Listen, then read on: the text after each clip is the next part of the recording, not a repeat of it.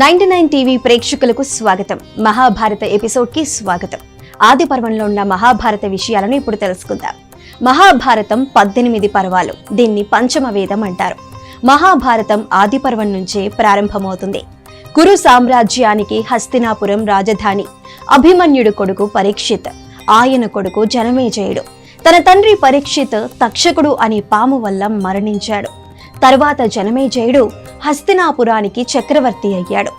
పాము కాటు వల్ల తన తండ్రి చనిపోయాడని తెలిసి పాముల్ని నిర్మూలించటానికి సర్పయాగం ప్రారంభించాడు జనమేజయుడు. ఎక్కడ లేని పాములన్నీ వచ్చి మంటల్లో పడుతున్నాయి. యాగం గురించి తెలిసిన తక్షకుడు ఇంద్రుణ్ణి శరణు వేడాడు. అందువల్ల తక్షకుడు వచ్చి మంటల్లో పడలేదు. ఇంద్రుడు అభయమిచ్చిన సంగతి తెలిసి ఋషులు మరొక మంత్రం పఠించారు. అదేమిటంటే సహీంద్ర తక్షకాయ స్వాహ అని.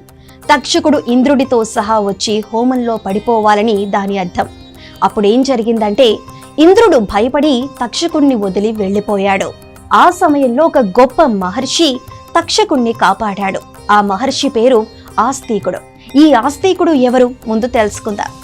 వాసుకి అనే మహా సర్పరాజు సర్పాలన్నింటికీ రాజు. అతను తన జాతి అయిన సర్పాలను కాపాడుకుంటూ ఉంటాడు. వాసుకి మనవడే ఈ ఆస్తికుడు. ఆస్తికుడు చిన్న వయసులోనే మహా తపస్విగా పేరు పొందాడు. వాసుకి ఆస్తికుణ్ణి పిలిచి తక్షకుణ్ణి కాపాడమని కోరాడు. ఆస్తికుడు జనమేజయుడు చేస్తున్న యాగం దగ్గరకు వచ్చాడు. గొప్ప తేజస్సుతో వెలిగిపోతున్న ఆ మహర్షిని చూసి జనమేజయుడు గౌరవంగా ఆహ్వానించాడు. మనకన్నా ఎక్కువ విజ్ఞానం ఉన్నవారు చిన్నవారైనా గౌరవించాలి. అది మన సాంప్రదాయం. జనమేజయుడు ఆస్తికుని మధ్య కొంతసేపు చర్చ నడిచింది. ఆస్తికుడు చెప్పిన ఆధ్యాత్మిక విషయాలు విని జనమేజయుడు చాలా ఆనందపడ్డాడు. ఏం కావాలో కోరుకో అన్నాడు. అప్పుడు వెంటనే ఈ యాగాన్ని ఆపు అన్నాడు ఆస్తికుడు. మీ తండ్రి గారిని తక్షకుడు కావాలని కాటు వేయలేదు. అది విధి నిర్ణయం. దాన్ని ఎవరూ తప్పించలేరు. అందుకు నువ్వు సర్పాలని నాశనం చేయాలనుకోవటం తప్పు అని ఆస్తికుడు హితబోధ చేశాడు. అప్పుడు జనమేజయుడు ఇచ్చిన మాట ప్రకారం యాగాన్ని ఆపు చేశాడు. తక్షకుడి ప్రాణాలు ఆస్తికుడు ఆ విధంగా కాపాడాడు. ఆ సమయంలోనే వ్యాసుల వారు అక్కడకు వచ్చారు. ఆయన్ని జనమేజయుడు సాదరంగా ఆహ్వానించాడు. ఆయన ఇదంతా గ్రహించి వ్యాసుల వారు కొన్ని మంత్రాలను చెప్పారు.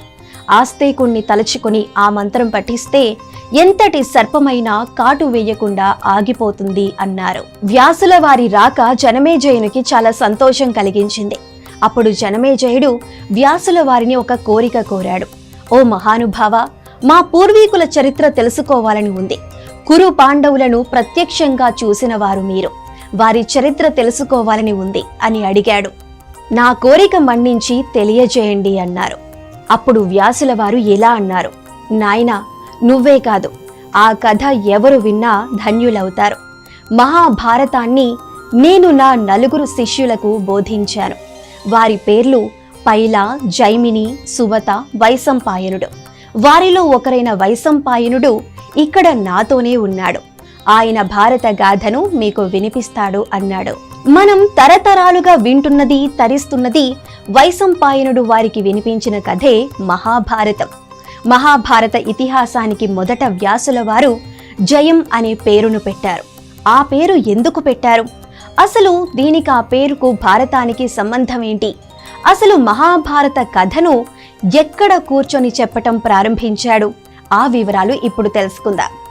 వైశంపాయనుడు సర్పయాగం ప్రారంభించిన యజ్ఞశాలలో కూర్చొని మహాభారతాన్ని చెప్పటం ప్రారంభించాడు. జనమేజయుడు కురువంశానికి చెందిన పాండవుల వారసుడు, చక్రవర్తి. సంతనుడు వారి మూల పురుషులలో ఒకడు. గంగాదేవి శాపవశాత్తు భూమి మీద మానవ స్త్రీగా అవతరించింది. అయితే సంతనుడు గంగాదేవిని చూసి మనసు పడ్డాడు. వారిద్దరూ వివాహం చేసుకున్నారు. వివాహానికి ముందు గంగాదేవి శంతనుడికి ఒక షరతు విధించింది. ఆ షరతేమిటో తర్వాతి ఎపిసోడ్లో మనం తెలుసుకుందాం. ఇది ఇవాల్టి ఎపిసోడ్.